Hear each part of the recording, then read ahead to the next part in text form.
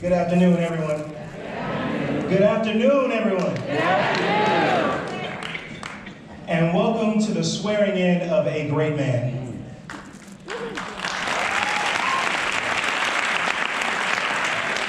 Someone who embodies what it means to be a public servant.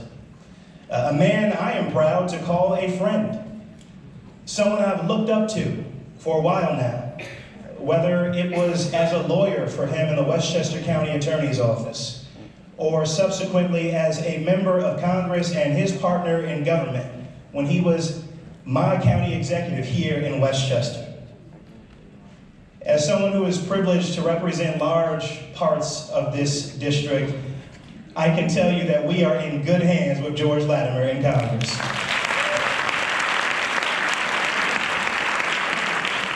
It's why I was so proud to stand with him last year when it really mattered, even when it wasn't convenient.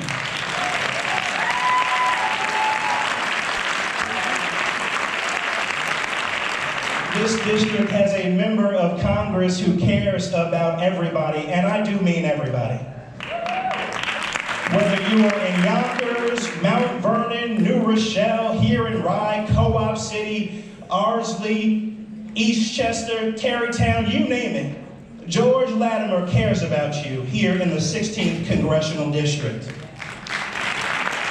He cares about you if you're Black, Hispanic, Asian, Jewish, Christian, Gentile, Hindu, Buddhist. He cares about you. That is what real representation looks like, and that is what real leadership requires. Am I right? My friends, in these uncertain times, I'll choose George Latimer over the mob on Twitter any day and twice on Sunday. And these are uncertain times, aren't they? Yes. We have entered an obscene, horrific period in American politics. I look around at this country and I think to myself, so many people ought to be ashamed of themselves for the role that they played in bringing us to this point.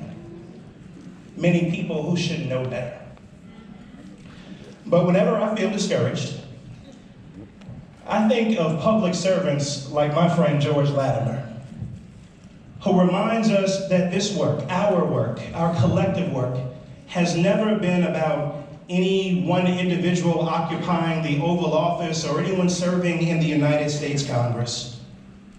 Our collective work has always been, and George will remind us of this, about an idea. About an idea. That we might build an economy that works for everybody, and not just billionaires and billion-dollar corporations. That we might restore women's reproductive freedom and bodily autonomy nationwide in this country, once and for all.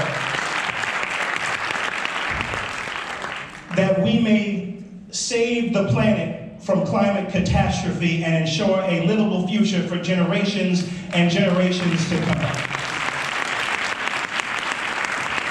That we might get weapons of war off our streets so that kids can stop getting gunned down in schools around the country, and that grocery stores and synagogues and mosques and churches will once again be safe. That we might stop the steady march of Jim Crow in this country and build a true multiracial democracy. Congressman George Latimer doesn't just remind us that our work isn't about any one individual. As a student of history, he knows that this isn't the first time in the story of this country that we have had to overcome long odds. He understands that progress comes in fits. It is not linear. He understands that these times call for Americans coming together the way that we had to come together during the Civil Rights Movement, during World War II, during the women's suffrage movement, during Reconstruction, and yes, even during the Civil War.